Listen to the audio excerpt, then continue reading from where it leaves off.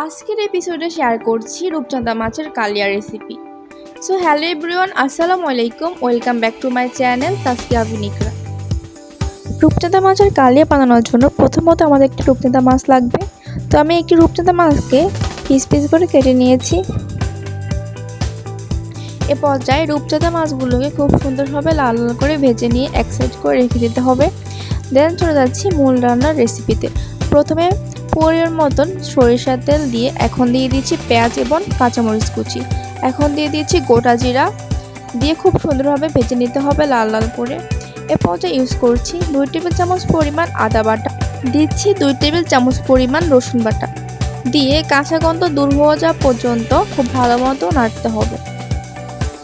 যখন কাঁচা গন্ধ দূর হয়ে যাবে দিয়ে দিচ্ছি স্বাদ মতো লবণ। এখানে 2 টেবিল চামচ পরিমাণ দিয়ে দিয়েছি লবণ, দিচ্ছি 2 টেবিল চামচ পরিমাণ লাল মরিচের গুঁড়ো, আপনারা আপনাদের ঝাল অনুযায়ী দিতে পারেন। দিচ্ছি 2 টেবিল চামচ পরিমাণ হলুদের গুঁড়ো। এখন উপরে তেল ভাসা অবধি খুব ভালো মতো কষিয়ে নিতে হবে। কষানো হয়ে গেলে ঢাকনা উঠিয়ে নিচ্ছি। এখন আবারও খুব ভালোভাবে নেড়ে দিচ্ছি। এ পর্যায়ে ব্যবহার করব টমেটো। আমি এখানে 3টা লাল লাল টমেটো নিয়েছি। এখন লম্বা লম্বা সাইজ করে 4 সাইজে একটা টমেটোকে কেটে নেব। এভাবে আমি সবগুলো টমেটো কেটে নিচ্ছি। দেখতে পাচ্ছেন কেমন সাইজ করে কেটে নিয়েছি। এ পর্যায়ে কষানো মশলাতে টমেটোগুলো ঢেলে দিয়েছি, খুব ভালো মতো নেড়ে চেড়ে নিচ্ছি। এ পর্যায়ে আবারও ঢাকনা লাগিয়ে টমেটোগুলো গলার অপেক্ষা।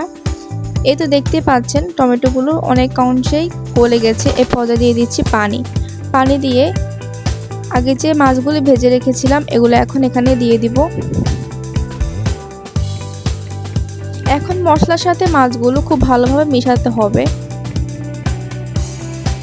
এখন ঢাকনা দিয়ে প্রায় 10 মিনিটের মতো কষাতে হবে।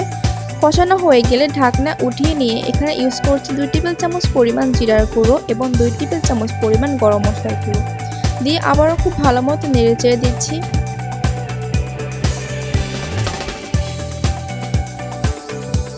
যখন গ্রেভিটা এমন কমে আসবে এ পর্যায়ে দিয়ে দিয়েছি ধনিয়া পাতা। এই কালিয়াতে ধনিয়া পাতা দিলে একটু বেশি ভালো লাগে। এখন দিয়ে দিচ্ছি 2 টেবিল চামচ পরিমাণ লেবুর রস দিয়ে খুব ভালো মতো মিশিয়ে নিতে হবে। এই তো রেডি হয়ে গেছে রূপচাঁদা মাছের কালিয়া।